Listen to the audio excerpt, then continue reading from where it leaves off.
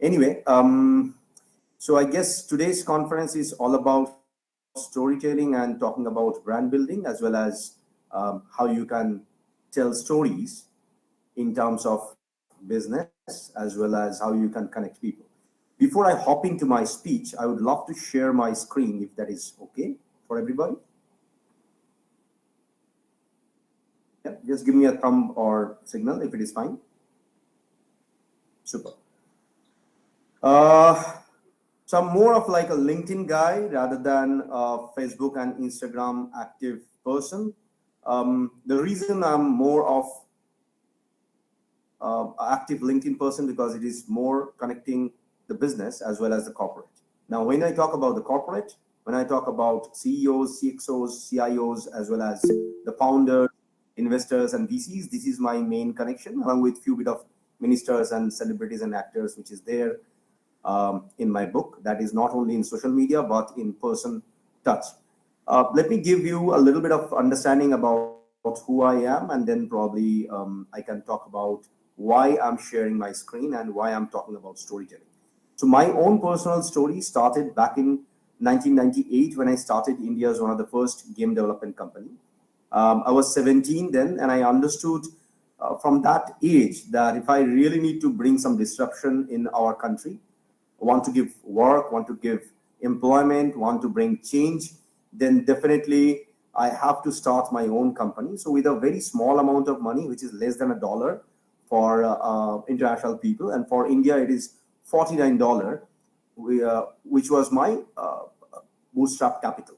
Yeah, and what I was doing, I started India's first game development company, and then eventually that evolved into creating digital characters on superhero based on Sanskrit, our epic, our Puranas, our history, and then started telling the science behind the epic to the world, which eventually occurred in a position that we released India's first game based upon Indian character, mainly from Mahabharata, called Ashwatthama the Immortal. We wanted to tell the world that we are rich with culture, we are rich with science, and of course, Zero was invented in Bharatvarsh, which eventually grew Bharatvarsh in a complete different kind of structure.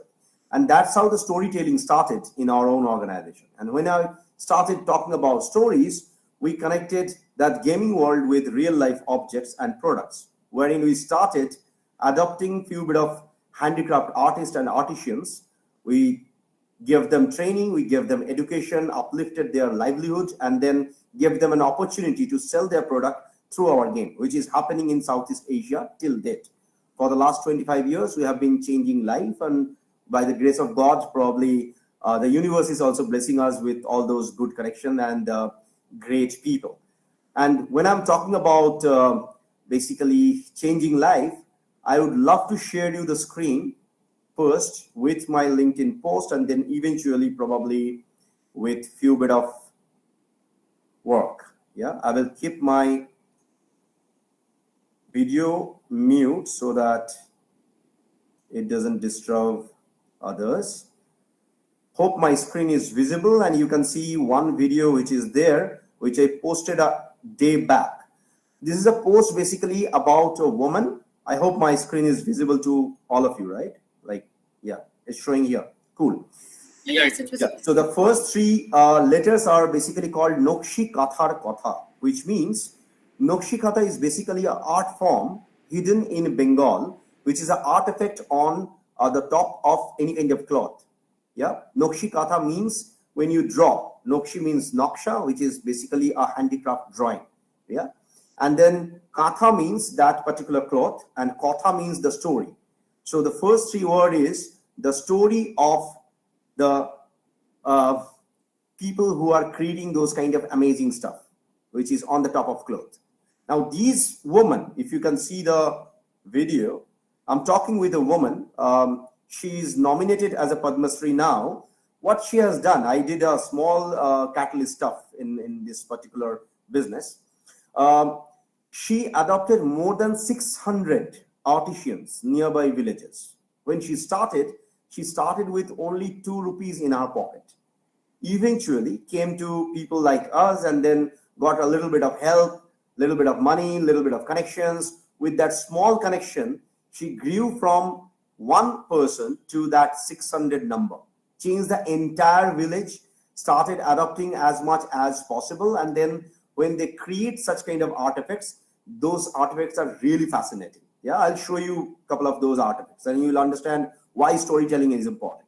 And when I'm talking about these kind of posts, you can see that probably more than 600 plus likes, couple of 90 plus comments, a lot of people are sharing. The reason this is happening, if I tell the people that, you know what, there is a sari which is there, which is for women, you can probably wear it, nobody is interested. But the way I started talking about it is the background of the entire artifact and what is the impact that is happening now. Yeah. And if I scroll down a little bit, give me a moment. Sorry about that.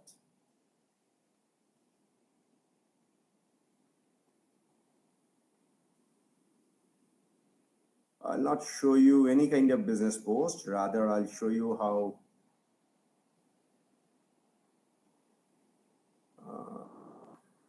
yeah. Now you may see this another post, which is from another lady. She is a second generation entrepreneur. She is taking care of her mother's business, and she's actually talking about this entire cloth where the story of Ramayana is totally described as a storyline. Why they are doing this? When they sell these kind of artifacts, people don't buy one particular sari. Rather, they buy the entire concept. They buy basically the structure where we can actually talk about little bit of our structural diagram of our culture, the hidden gems, and people start buying these stuffs because these guys don't understand digital marketing. They are not at all from technology world. They are mainly from a very traditional village people who don't have proper education, formal certifications, don't understand anything related and relevant to computers, not even the smartphone. But when you encourage these people to adopt their second generation as their co-owner, second generation use the smartphone. Yeah. So when we started giving training to these second generation entrepreneurs, how they can utilize YouTube, social media, Facebook, Instagram, they started making it viable and visible to lot many other people. Now, what we have done, we didn't stop over there. We rather started doing this. I'll show you. Give me a second. Sorry, I'm always prepared, but this time a little bit of is my mistake. I should have checked. Please tell me if you can see a very beautiful lady on the screen. Yeah, okay. Now this is their sari looks like, yeah. But if we put a sari just like a sari, probably people attention we cannot gather. So what we started doing, I have another business which is called Glam World Face. So we actually take actor, actress, models, celebrities. I can go on with name of celebrities. I don't want to do that. This is not my storyline, rather their storyline. Yeah. So we started taking these people as their model. And sometimes we use AI to create such kind of characters so that we can use those same sari with a very less amount of cost. And it can go and grow as a storyline itself. Now, how will you connect all these kind of stuff? These guys don't have a lot of money for packaging. These guys don't have a lot of money for brand building. So coming from these kind of background, when we talk about stories, when you talk about basically selling stuffs, it is not about only the digital marketing. Rather, what we did so far so good with the grace of God, with the grace of Almighty, we started connecting exporters. We started connecting all those importers, all those buyers. So personally, I traveled more than 40 plus countries in my life and pretty well connected with the business world. So I requested all these people who buy clothes, who buy tea, who buy coffee, rice, very traditional stuff, maybe puffed rice. I asked them that, why don't you guys buy it from these people directly from the source? You don't need to go through any kind of middleman. Rather, help the country to grow. These grassrooted people need more support rather than probably a middleman who is already making money. So I I can give you access to these kind of villages. Now the direct buying started. But when the direct buying started, they had an issue of quality. So when we talk about storytelling, we need to understand that when you create a brand, your backend product needs a very solid understanding of your product and authenticity of the product. So we went for certifications, we started training them, we put them in incubation centers. In fact, a couple of them are right now incubated in IIM Calcutta Innovation Park. I'm a mentor there, of course, for since the beginning. Put few of them into IITs so that these guys can get input from professors as well. So you see, when you talk about creating a very solid kind of brand, very solid kind of structure, you need to connect that with education, with buyers, with market, and this should go as a complete storytelling method. Now, when we watch TV, I saw that there is a lady from Africa. I didn't get the country name. It's a huge continent, more than 54 plus countries. But when we look at our country, we celebrate actor and actress as celebrities, right? All of us will agree on that. Unfortunately, I'm so sorry about this language because we deal with all of them. They are entertainers. But if we look at us, if we look at you, if you look at probably a startup, these guys are actually making impact. So these guys should be celebrities, but unfortunately, we don't have that culture. So what we need to do, we need to create a TV program so that in that TV program, people can come, they can pitch, they can raise capital, or they don't raise capital, whatever happens, the peer activity is happening. And that's the sole reason you have seen a lot of TV programs are happening. Even in Bengal, we did one program called Egiye Bangla a couple of years back. I was the initiator in that particular program. We did that on a purpose. What was the purpose? Purpose was to create local hero. Until unless you create local hero, you cannot tell stories. You cannot create an impact.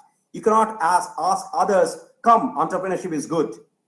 Because people don't give any kind of focus to these people. If you start a business, if you start probably a startup, if you are a bootstrapped guy, people usually feel two different kind of mindset in India. I'm so sorry. I mean, even today is an Independence Day, but in 77th Independence Day till date in Bengal, we don't cherish entrepreneurship as entrepreneurship. Yeah, I'm from the eastern part of India, so I can always vouch for it. But unfortunately, we lost a lot of things. But if I look at probably the southern part of India, mid part of India, western part of India, there from family, we say that, hey, you should do your own business. You should come to the family business. But here in Bengal, the traditional saying used to be earlier, you should do a job, you should go for engineering, you should go for doctor, or you should become a lawyer. Entrepreneurship was not cherished because we started telling stories, because we started creating role models, because media was involved, because universities became very active in this particular part.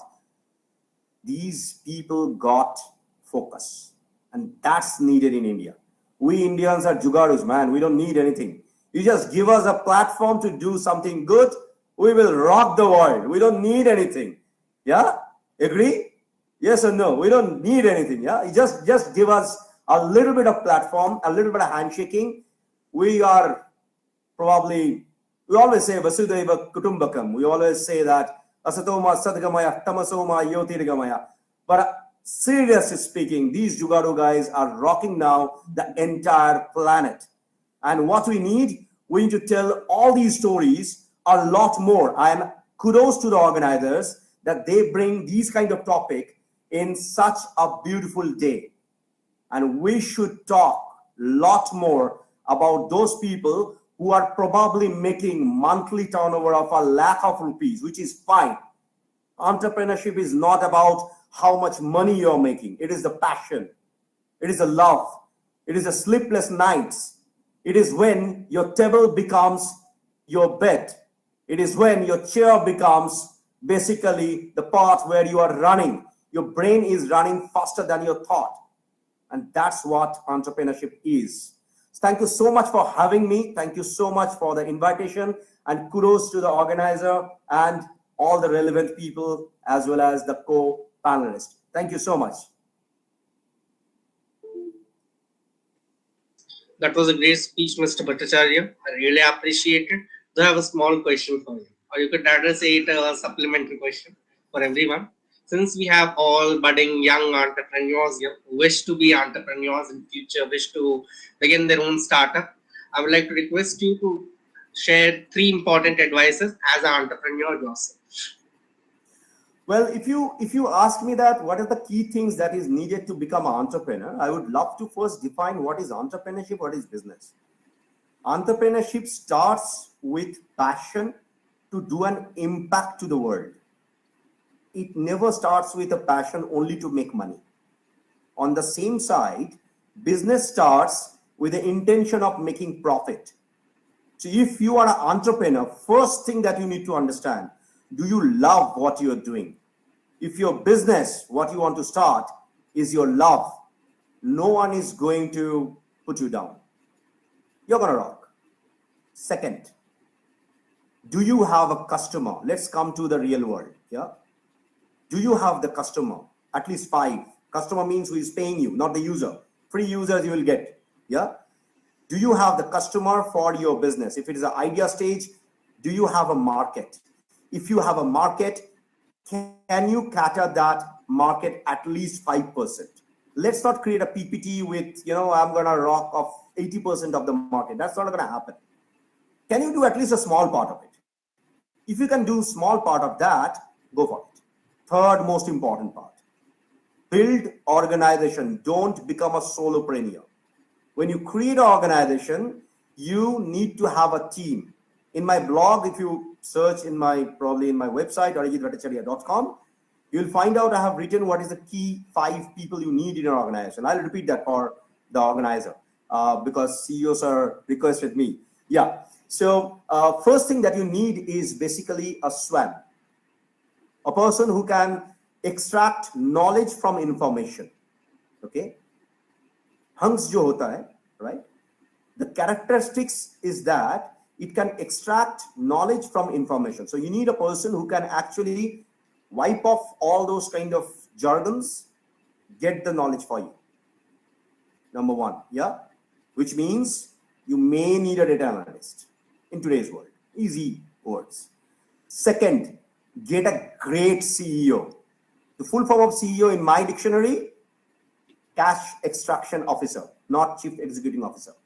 The person who can actually extract cash and then manage it well for the organization. So the CEO's role is basically creating the team as well as maintaining balance as well as managing the entire cash, not at all maintaining the cash. That's CFO's role.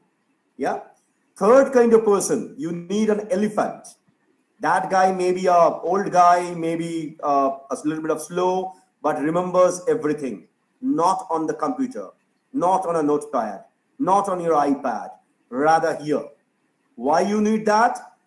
Because that guy is going to give you inputs, which is unthinkable and unbelievable, which means you need a knowledgeable person, experienced person.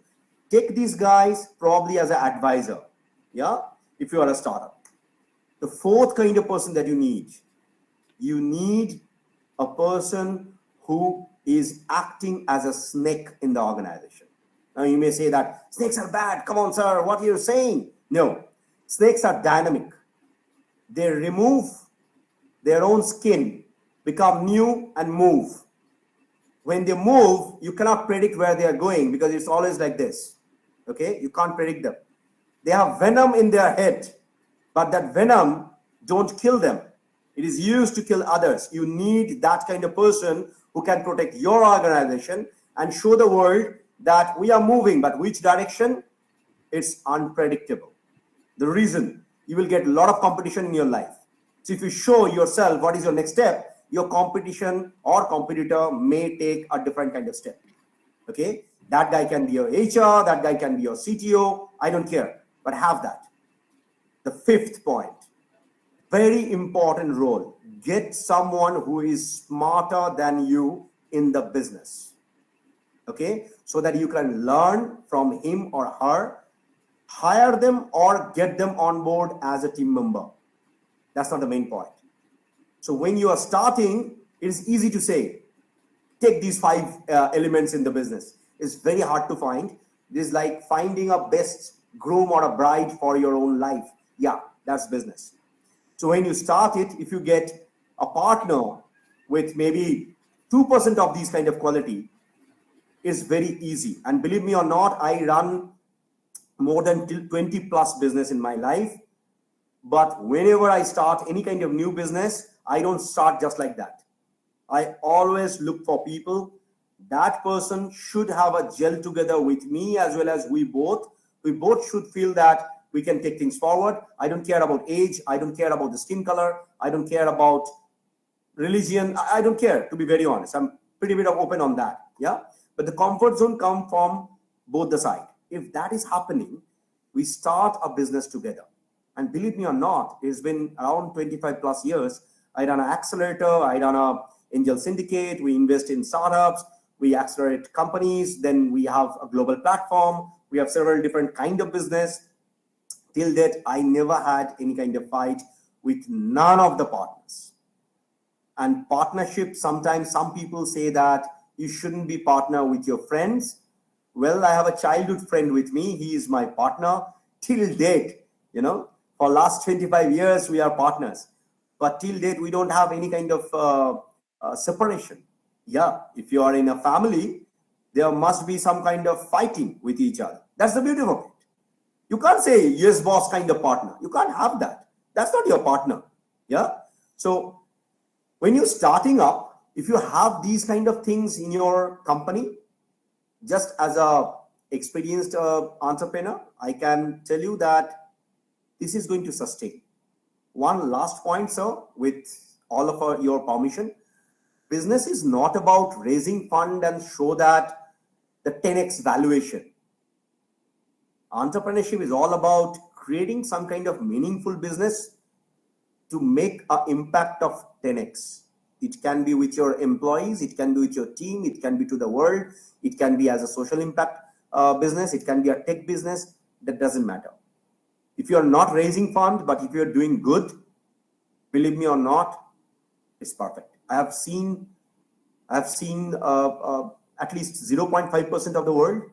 I met with people who are filthy rich, who have got private jets, but these guys are alone. Yeah. So there are certain things that you need to understand where you want to be. If you want to be happy, happiness doesn't count with number of money in your bank. So be happy and do happy business. Hope that helps. No, that was really remarkable advice, Mr. Bhattacharya. I would like to thank you for your fantastic and knowledgeable speech. You have shared a lot of insights for us today. Do kindly share your email address in the chat box too, so that if anyone in our audience has any questions or needs further information, they can directly connect.